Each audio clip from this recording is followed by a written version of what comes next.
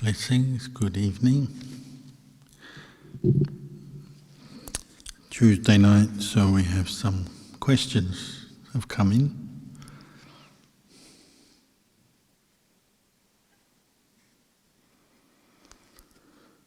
Dear Ajahn, during the guided meditation, you mentioned that we watch the breath going in and out. In the Dhamma talk, you mentioned that we should contemplate dukkha and not to get stuck in samadhi. When should we watch the breath and when should we contemplate dukkha? How come one who reached heaven will come back and may not be reborn as a human?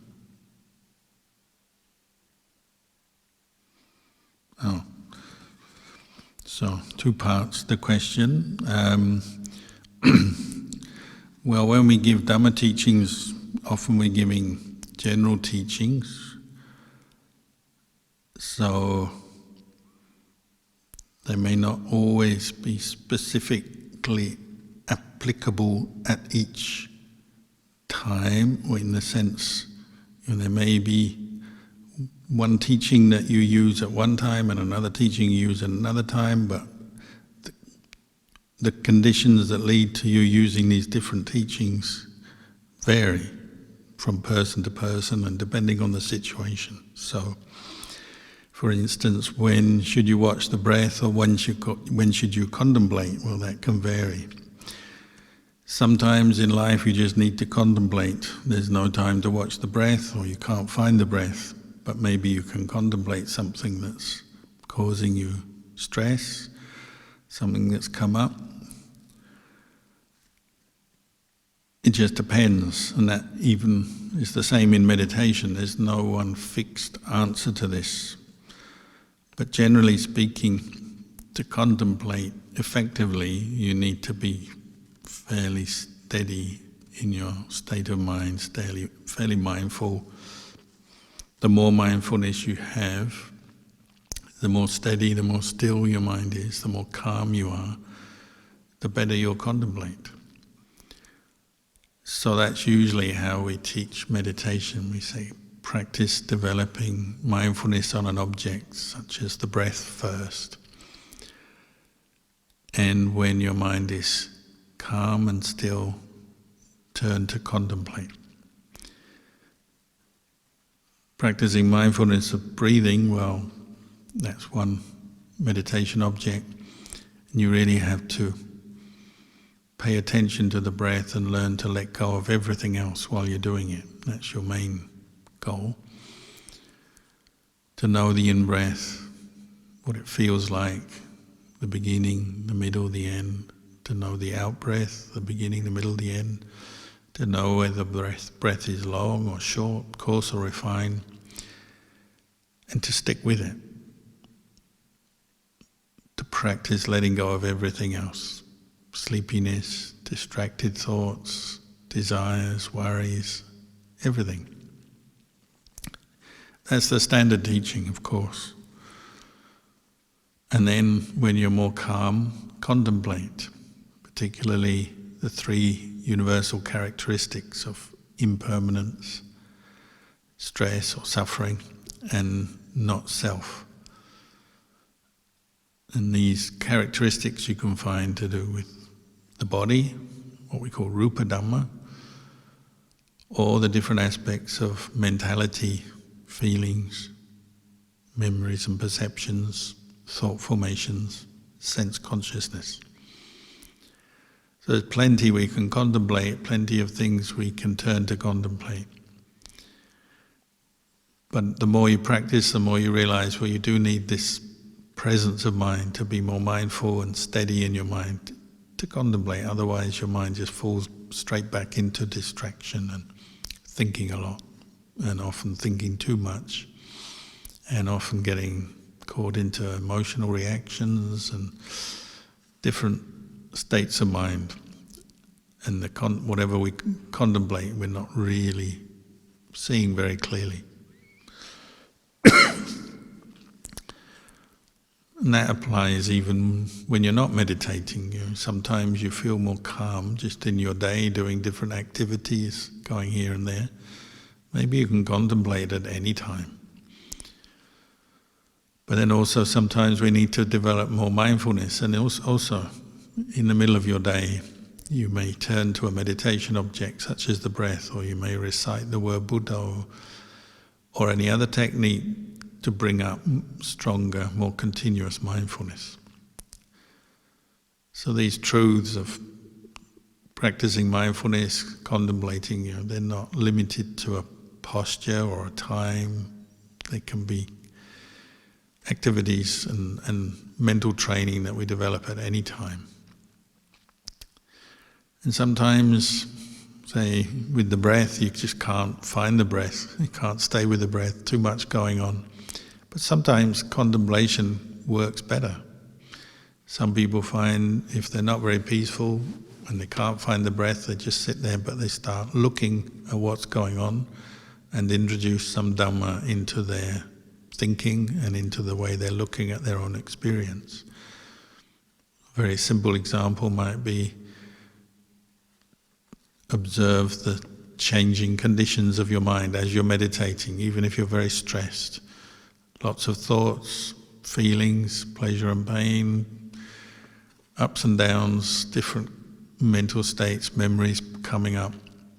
You may feel very confused, stressed, unhappy in some way. But you can still introduce the observation or the reflection on impermanence. And just notice that thoughts come and go.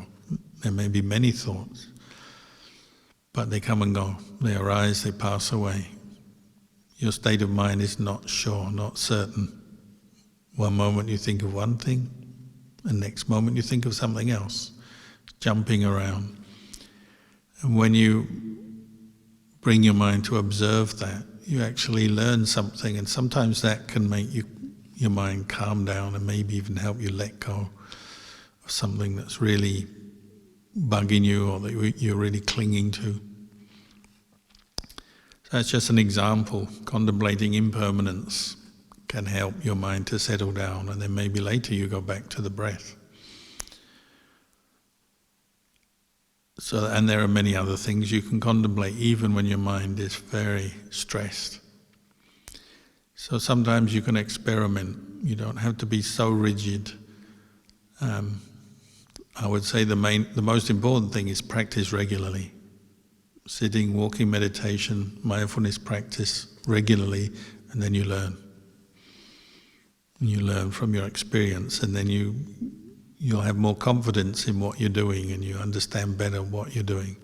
Like so many things, you just do it more, and you get to know it. You're more comfortable, more relaxed, and then you know more what you're doing. So you feel confident to keep doing it, and you try things out, you experiment sometimes.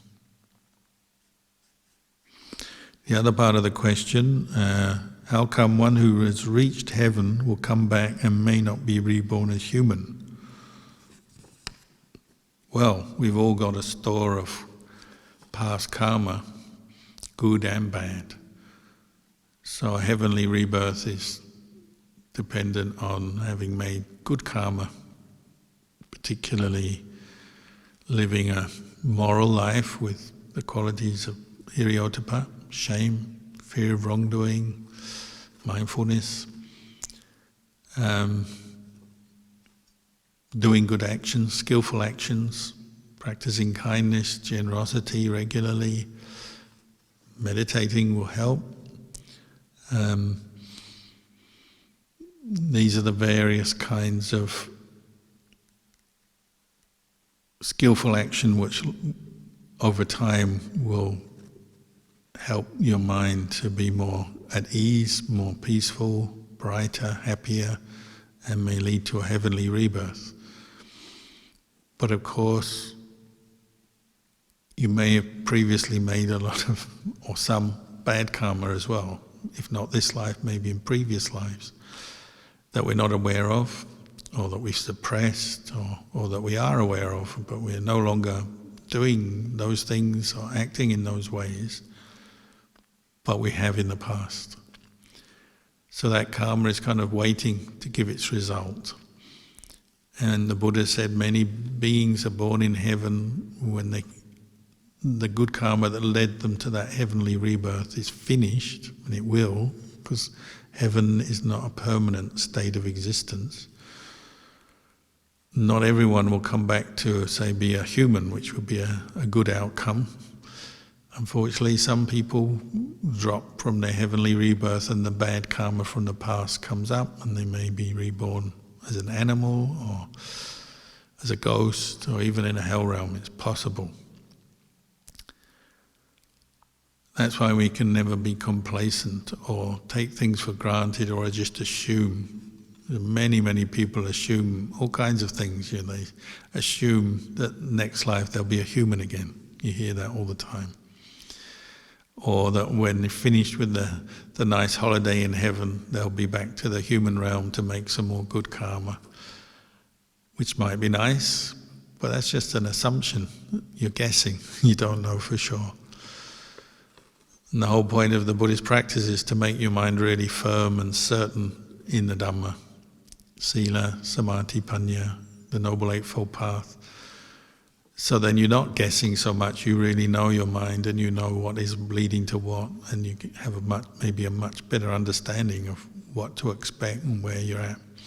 But even then, unless one is a noble one, at least a stream enterer, Sotapanna, there's no guarantee that one will always be reborn as a human or in the heaven realm.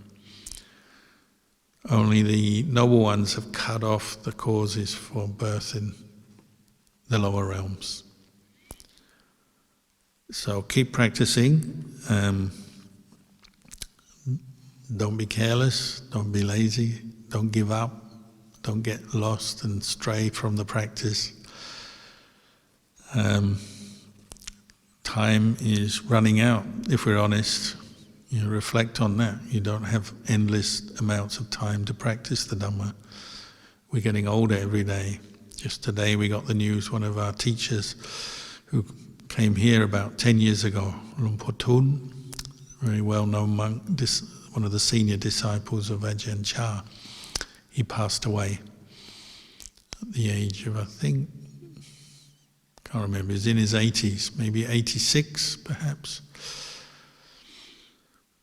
So life is a finite thing, we're not here forever, so keep practicing while you can, while you've got your good health.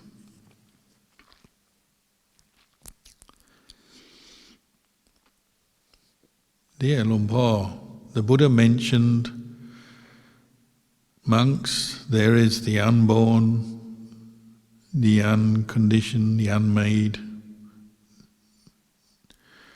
If monks, there were not the unborn, the unbecome, the unmade, the unconditioned, you could not know and escape here from the born, the becoming, the made, the conditioned. But because there is an unborn, unbecome, unmade, unconditioned, therefore you can know and escape from the born, the become, the made, the conditioned. Is the unbecome the unconditioned? How different is Vipavadanha from the unbecome? Thank you. So these are all attributes of nibbana, the unborn, the unconditioned. Sometimes we call nibbana the deathless. So again, the unborn, what doesn't get born doesn't die. Where does birth come from? Well, the cause for birth is becoming. So this is one of the links in the chain of dependent origination. The Buddha's very detailed analysis, explanation of how suffering arises, and that includes how we come to be born. With birth you get aging, sickness, and then death, and then we're born again. So what we call samsara, the round of birth and death. So because we have craving hardens or repeated craving becomes clinging. Upadana, tanha is a cause for upadana. Upadana is the cause for bhava, becoming. Becoming is like the realm of the mind, the existence, the quality of existence, the way our attachments, our craving and attachments affect us in this life, how we view ourselves, how we are, the decisions we make, what we want. It's the kind of active side of things. And because we're still becoming all the time, and we have the craving to become, we want to be things, we want to get places, we want to be somebody, we have all those ideas and views affecting us, then that's what we take into our next life. That leads on to rebirth.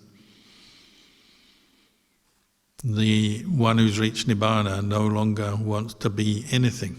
They don't have desires and attachments, that all of those have been abandoned, so there's no more becoming, so there's no more birth.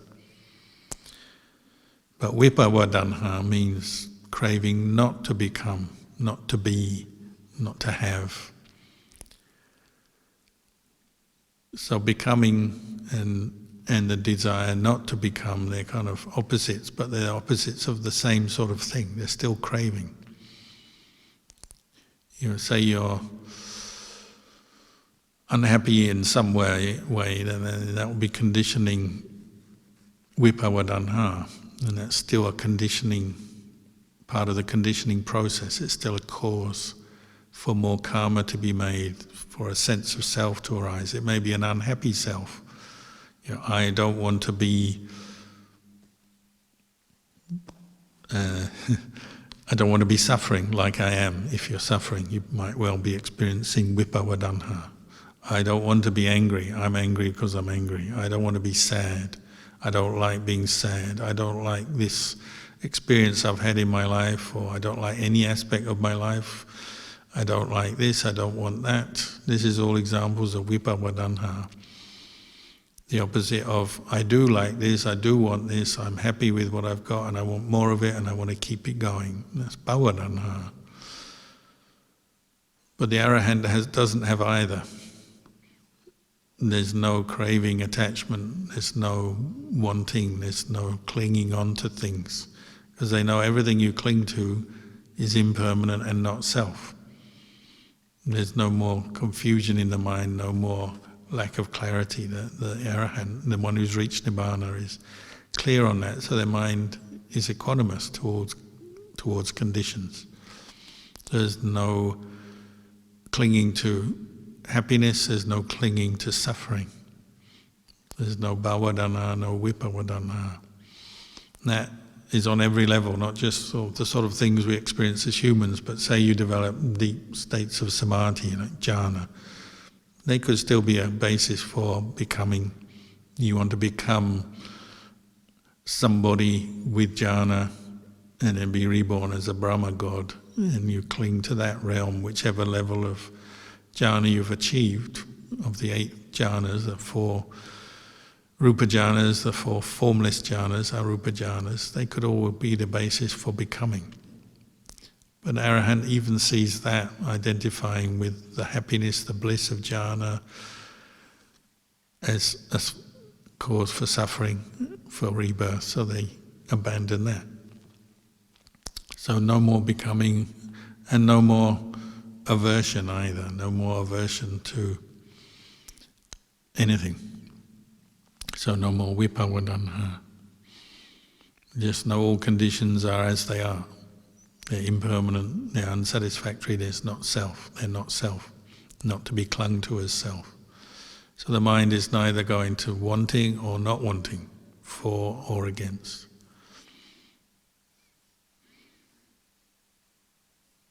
Can seem like, sometimes people have found those, maybe in the time of the Buddha, arahants in the time of the Buddha, or even in this modern era, people who we believe to have been arahants.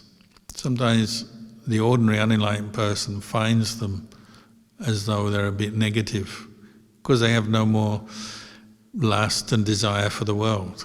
They're bored with the world, they're fed up with the world, they've turned against the world, but not from a place of aversion, not wanting, rejection, just seeing that there's nothing worth clinging to, which is different. It's coming from wisdom and clarity. It's not coming from the emotion of, I don't like this, I don't want this, I'm fed up. So, say the boredom or the tiredness of the arahant is not the same as the tiredness of someone who's just fed up with something they don't like or they've got used to.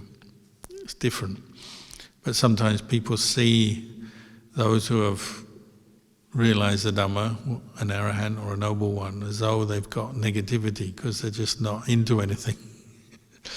The reason they're not into anything is not because they hate it or dislike it, it's just they know there's nothing worth having there. It's just suffering, so there's no point clinging to it.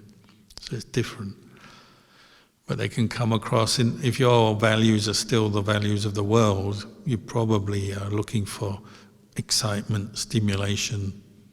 You want to get the things you want to enjoy and indulge in the things you like. So if you meet someone who doesn't do that and doesn't react or respond in the same way, you might find them boring or unattractive.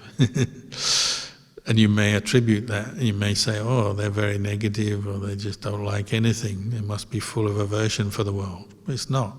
It's not aversion, it's just clarity, seeing the way the things are. If you see something is suffering, you don't want to pick it up. And that's not aversion, that's wisdom.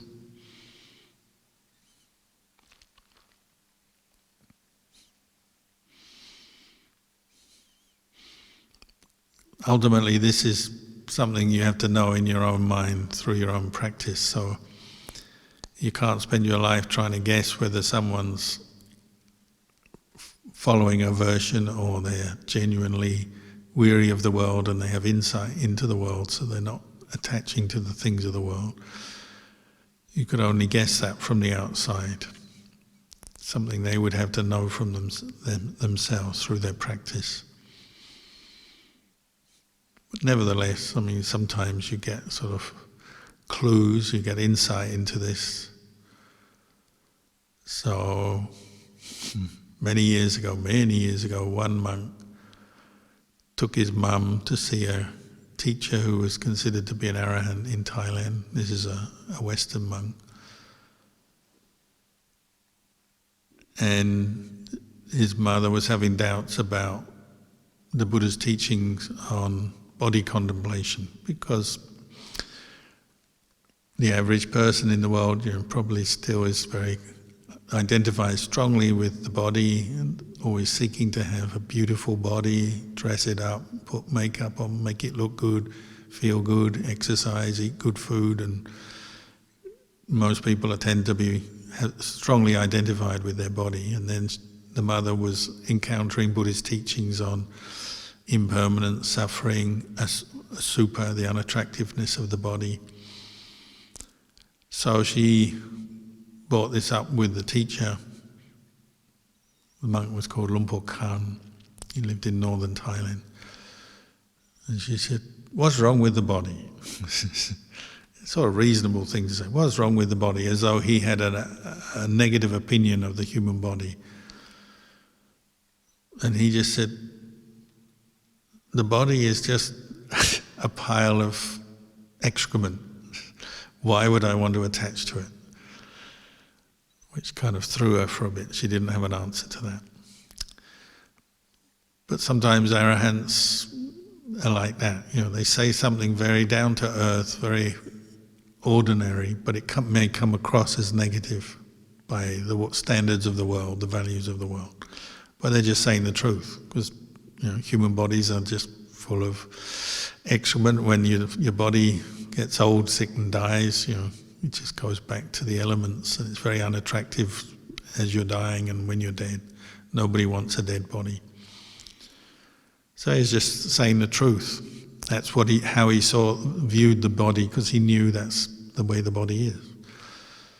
But she was doubting. She thought maybe he had this sort of negative view or aversion towards the body. It wasn't that.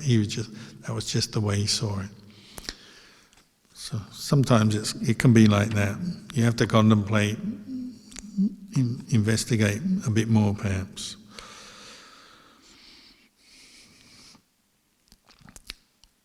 Question. Luang Por, what to do if you disagree with the Dhamma teaching you hear?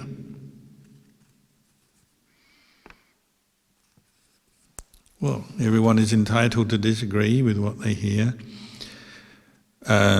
Just depends what the cause is of it. I mean, it could be a teaching that is just wrong, not true, or incorrect, or not in line with the teachings of the Buddha, the words of the Buddha.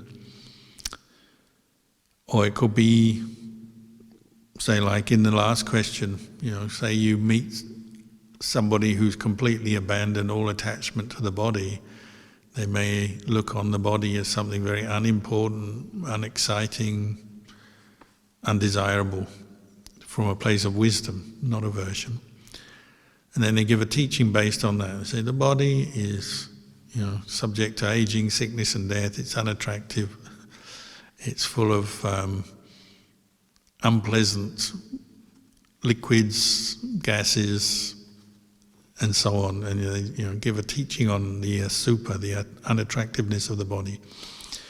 Well, if you're at that time still very full of sensual desire, you may not agree with what they say because it's poking or challenging your attachments, which you haven't yet seen or you're not yet ready to let go of.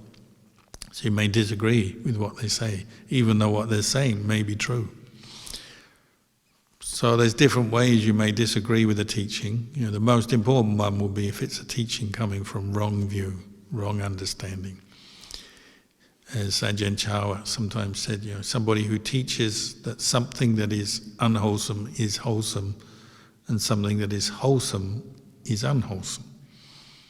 So somebody who teaches you to follow greed or anger or delusion, that would be a teaching you might disagree with if you have studied and practiced Buddhism. Someone who teaches you to abandon greed, anger and delusion, you might agree with. But teachings are there's always a limitation. Even if it's a very good, wise teacher, you may misunderstand. It happens all the time. Sometimes we disagree because of misunderstanding. We just literally don't hear the words, it's possible, or we hear them wrongly. And that happens. I've encountered that many times. People come back and quote to me something I've said, and I'm confused because it doesn't sound like something I've said. But they've remembered or heard something that I've said and maybe misinterpreted or remembered it wrongly or only remembered part of it. So that's another problem. You may disagree with someone simply because you yourself are not fully understanding what they've said or didn't hear what they said fully. So that's why we bring up reflections on impermanence and not the uncertainty of things. So if you receive a teaching and it seems helpful and useful, good. If it seems wrong, well, set it aside. But everything is uncertain. Sometimes you may take a second listen or a second reading. And that's often a good strategy if you encounter teachings that you don't fully understand, don't make sense or seem wrong. Go away, practice, and then come back and read it again or listen again. Double check. And sometimes that helps to get clarity.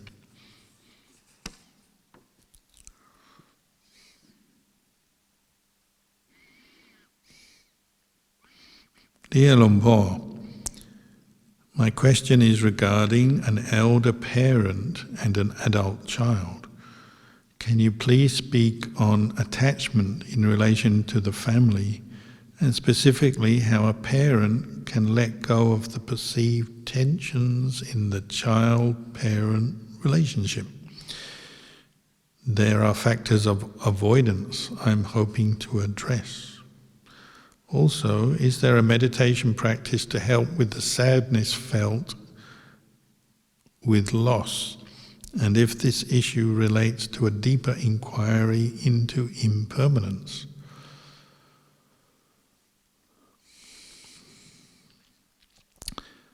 Well, starting a family, having a partner that you live with, it'll be a very rare person who doesn't start forming attachments and clinging to their partner.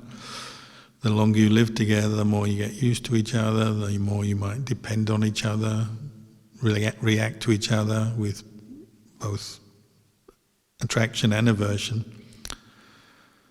And then, of course, if you have kids, just adds to the mix.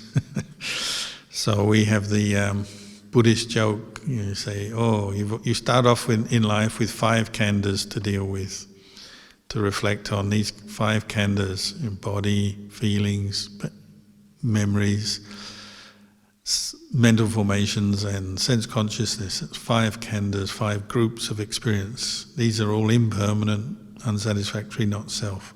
5 khandhas is already a lot of work to reflect on and be mindful of and to let go of.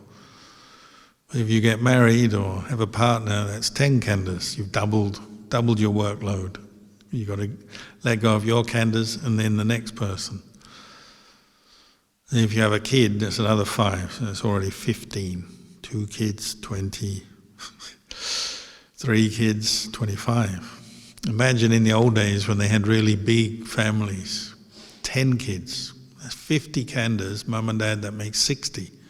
That's 60 khandhas to work with in your vipassana meditation. That's a lot. So as my friend, a former monk who was here and had 10 brothers and sisters said, if you come along as number 10, the youngest kid in a family with 10 kids, they don't have a lot of time for you. That's the reality, isn't it? If you've got 10 kids, your mum and dad don't have a lot of time for you. They'll still be attached to you, but they don't have a lot of time for you. If it's just one kid and showered with a lot of attention, perhaps the clinging and the attachment is stronger. But whether it's one kid or 10, this is just adding khandhas to deal with. So life will become more confusing. It's more things playing on your heart. That's family life. That's one of the challenges of practicing the Dhamma in family life. There's more complications, more things to attach to, more emotions, more worries, etc. And that's why many of us end up in the monastery like we do, extracting ourselves from that situation to a situation where you're an individual practicing, and you've still got 5 khandhas to deal with, and some people deal with their 5 khandhas very well and manage to go beyond them and become a noble one maybe. And other people still struggle with their 5 khandhas because they've got lots of clinging and attachment to their own 5 khandhas. Even in a monastery, a monk or a nun can spend a lifetime dealing with their 5 khandhas. So the sort of simple truth is that we're practicing to increase the Dhamma in our heart and to reduce the ignorance in our heart. So when ignorance is there, then we tend to be following greed, anger and delusion.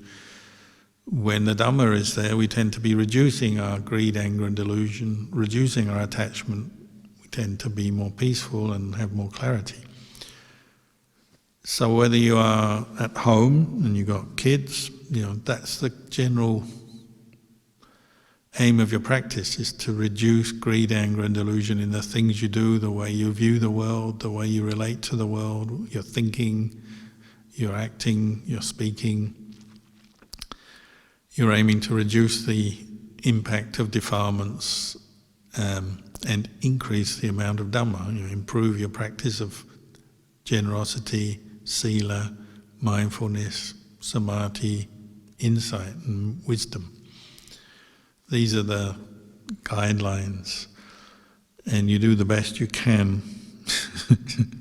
Of course, it will be frustrating because you're living together and affecting each other, and because of the attachments, we have loves and hates. So I would encourage you to do a regular meditation practice, regularly listen to the Dhamma, try to keep the precepts, practice generosity regularly, encourage the others in the family to do that, and you do the best you can to introduce the Dhamma into your relationships with others.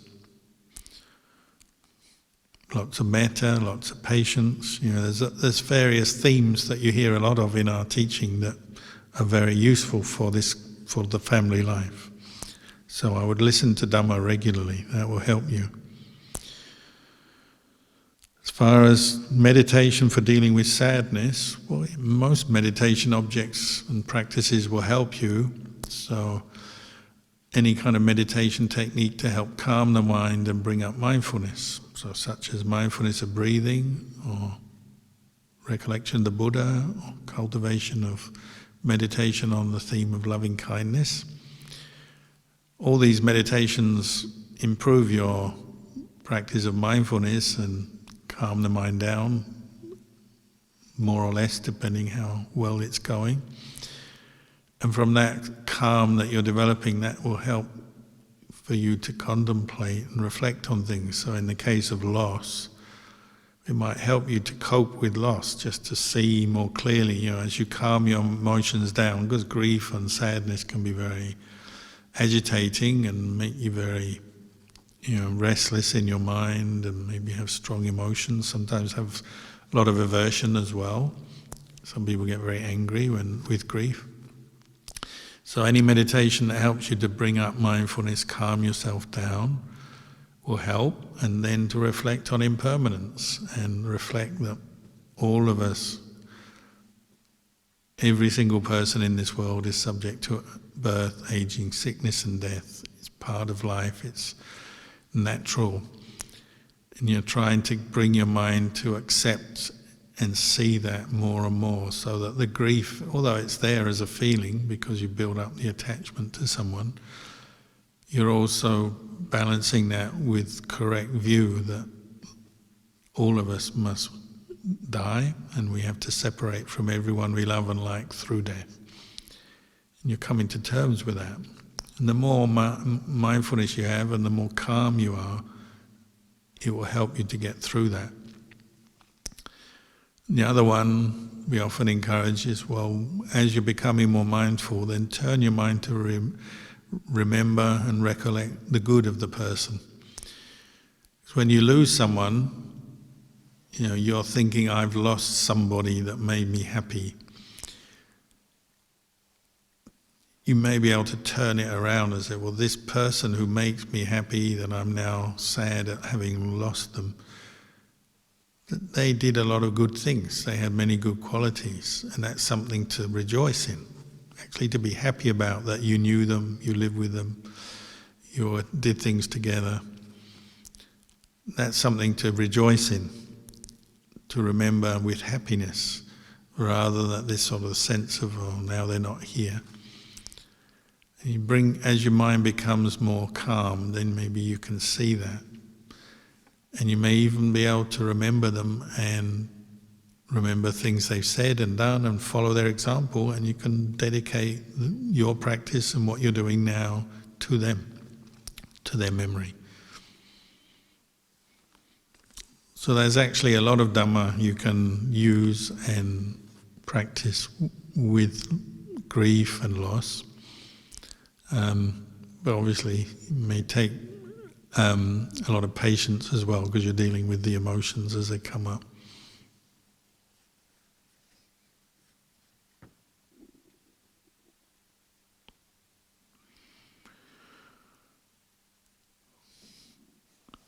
Question in Thai. I'll read and answer in Thai first and then translate a bit. หลวงพ่อพระอริยเจ้าได้เป็นพระโสดาปันแล้วผิดศีลได้ด้วยหรือแต่อยากรู้มีคนถามแต่ฉันบอกเขาว่าไม่ได้เพื่อความแน่ใจจะถามอาจารย์พระอริยเจ้าผิดศีลได้ไหมปกติไม่ได้เพราะว่าเจตนาที่จะละเมิดศีลก็หายไปศีล5ศีล8ถ้าเป็นพระ227ก็เจตนาที่จะละเมิดก็ไม่มี อิริโอทปะคุมจิตเนี่ยก็ด้วยอำนาจศีลสมาธิปัญญาที่ท่านบำเพ็ญแล้วมักมีองค์8ประการท่านบำเพ็ญดีแล้ววิปัสสนาก็ค่อยๆดับกิเลสอย่างน้อยทำให้กิเลสเบาบางไปถ้าเป็นพระโสดาปันเจตนาที่จะละเมิดศีลมันก็หายไปจากใจไม่คิดจะฆ่าไม่คิดจะลักทรัพย์ไม่คิดจะประพฤติผิดในกามไม่คิดจะพูดเท็จพูดโกหกพูดทำลายคนอื่นเจตนาที่จะไปดื่มน้ำเมาก็ไม่มีถ้าพระอริยเจ้าผิดศีลอาจจะเป็นข้อเล็กน้อยสิกขาบทเล็กน้อยอาจจะเป็นเพราะชราภาพหรือป่วยเช่นถ้าป่วยมากถ้าความจำเสื่อมท่านอาจจะลืมผ้าพวกเรามีสิกขาบทเราก็ต้องมีผ้าจีวรสังฆาสบงอยู่กับเราช่วงใกล้อรุณท่านอาจจะลืมไปถ้าพระอุปถากไม่มีหรือพระอุปถากสะเพร่าไม่ได้บอกหลวงพ่ออาจจะวางลืมไปก็เป็นไปได้ก็เป็นสิกขาบทเล็กน้อยที่ท่านอาจจะไม่ได้ตั้งใจแต่เพราะสมองความจำเสื่อมแต่สิกขาบทใหญ่ๆท่านจะไม่มีเจตนาละเมิดเช่นศีลห้าท่านจะไม่มีเจตนาที่จะละเมิดโดยปกติท่านจะไม่ผิดศีล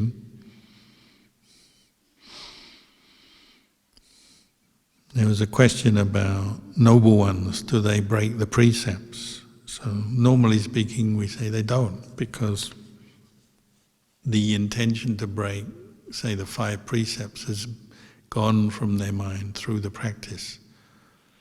It's not that they're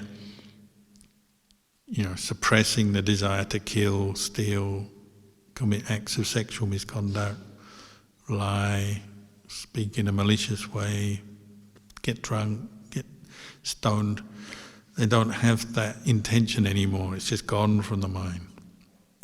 So even in the case that they're ill or weak in some way, they're not going to be thinking of breaking precepts. It's not that they're just sort of gritting their teeth, holding on anymore. Maybe a junior monk, a new monk, maybe they're just suppressing various defilements and keeping precepts, but they still have the intention to break. But an Aryapugala will have abandoned the intention. But there may be some small minor rules that are, if it's a monk, that they may forget just because they're getting old and forgetful. That's possible, but it wouldn't be through a deliberate intention, it'd be more through forgetfulness. So like even Venerable Sariputta, he went out on alms round and maybe he was rushing, or we don't know, but he was wearing his robe and it wasn't quite even all round, because we have a rule we're supposed to wear our robes even all round. Venerable Sariputta is considered the wisest disciple of the Buddha, fully enlightened arahant. His robe must have been slightly uneven. So a novice came along and said, "Lumbo, do you know your robe is not even?" And Venerable Sariputta said, "Oh, thank you for showing me, I didn't notice." Put his hands up and thanked the novice and was very grateful and respectful to a junior young novice. And they always say, but Venerable Sariputta was very grateful and respectful to other members of the Sangha. But the point was he made a small error in his precepts. It wasn't because he didn't want to keep that rule, it's simply he must have missed it in some way. And when you get older, sometimes you miss things. You forget, you miss. But his mind wouldn't have had some stubborn intention, like when you're maybe a junior monk or as a layperson, you may have knowledge of precepts and you say, I'm not going to keep that precept, I don't care. It wouldn't be out of stubbornness, it'd just be through a moment of forgetfulness perhaps.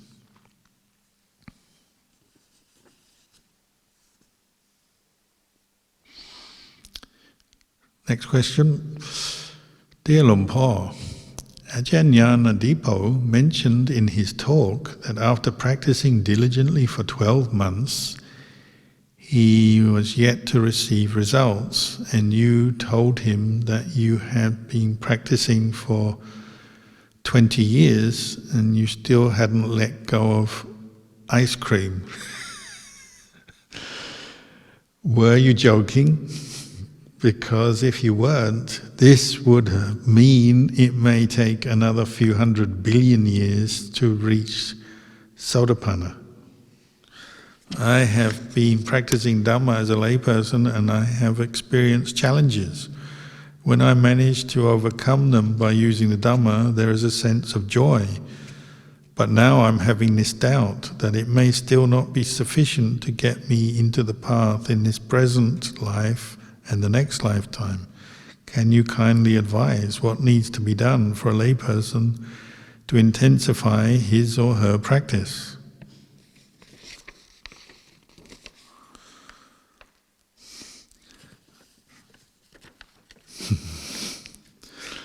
Well, there may be a bit of this case of hearing something not quite correctly. Certainly when all monks living here have been practicing for 12 months, if they've been here for 12 months, they might still be anagarika or a novice. And they'll have lots of doubts and desires and attachments coming up, and the first period in the monastic training you have to work quite hard and be very patient with your own mind. And so I would have almost certainly have had conversations with Ajahn Kalyano and every other monk, and at that time when he came here, maybe I was 20 reigns about. I'm not sure I would have said that I can't let go of ice cream. I might have said something about ice cream. Oh yeah, I still like ice cream. Probably said that, yeah. But when I said like ice cream, I was being pretty kind of relaxed. To be honest, ice cream has never been a big problem for me. I'm not saying I'm beyond ice cream. We'll have to see. But it's never been a big deal. I think I once told a story when I was 1 reigns as a monk. Ice cream at Wat Nana Chat when I lived there, or Wat Bapong, was like once every 6-month treat. It was very rare and it was hot. And so if it did come into the monastery, it could get people a bit excited.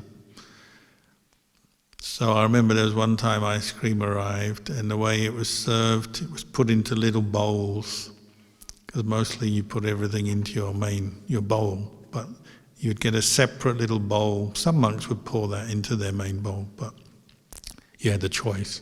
So they scooped it into little bowls, and these were put on trays, and then the monks would go down the line with a tray, putting one little bowl of ice cream in front of all the other monks. So it was a treat, and something that many monks enjoyed. And I remember there was one occasion when, for some reason, I didn't get my bowl of ice cream, and I remember giving a talk once saying how it annoyed me that the monk next to me got it and the monk next to me on the other side got it and I didn't. But actually it was just an oversight, because when you're putting these bowls down and there's many monks, it's very easy to miss someone, and it happened quite often with different kinds of food. On that day it was ice cream. So I got a bit irritated, but I was reflecting, I couldn't really blame anyone, it was just one of those things that happened. But it wasn't so much the ice cream, I think it was more the attachment to this is not fair, this is not right, everyone should get their fair share of the ice cream. But that sort of thing happens when you're a young monk and you have this system of giving out food. Sometimes you have opinions and reactions to the way the food is given out. So I think that's maybe what I was talking about. But anyway, we all miss things when you first come into the monastery, and maybe ice cream is a kind of represents all the things you're missing. So it's quite natural you'll miss certain things, whether it's food items, various comfort things, pleasures, music, entertainment, sex, all the things that people indulge in the lay life. That's all going to come up. So ice cream is just one of many. And as I said, for me, ice cream hasn't been a big deal in my monastic career, but who knows? Maybe there's still some small attachment there. We'll see. But I was thinking about this when I saw this. If I never had ice cream again in my whole life, I don't think I would be too bothered.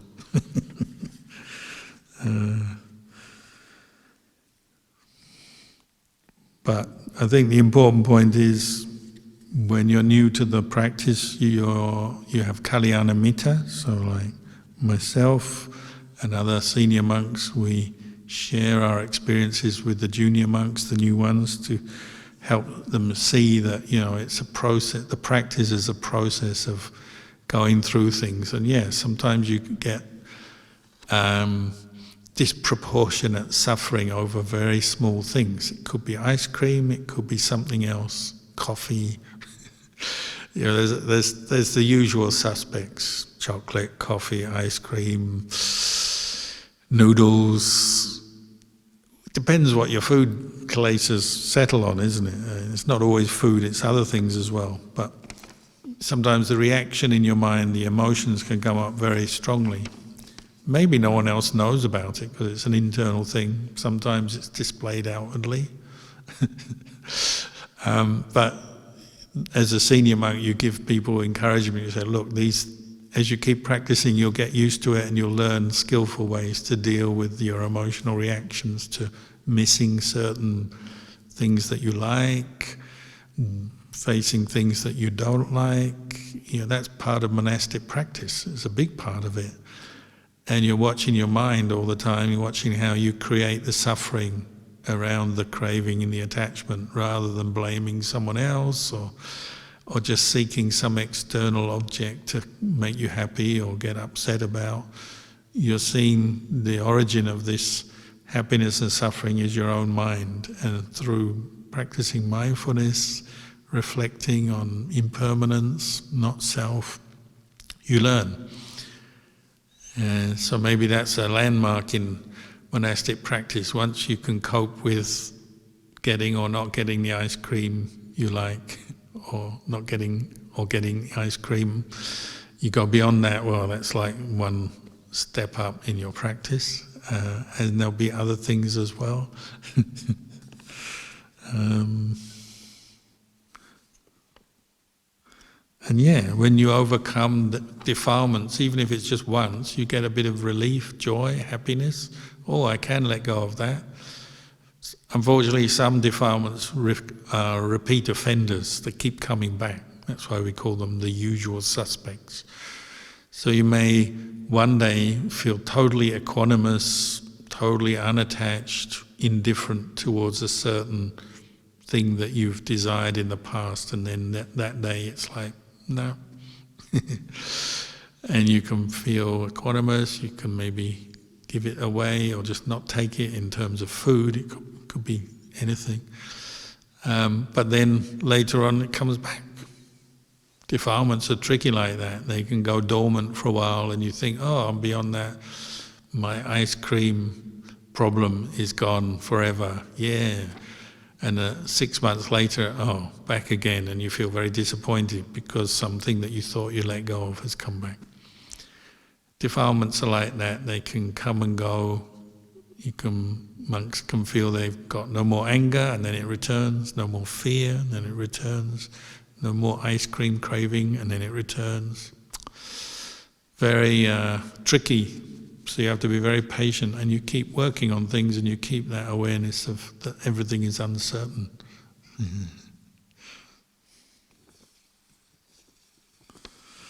So that's the questions for tonight.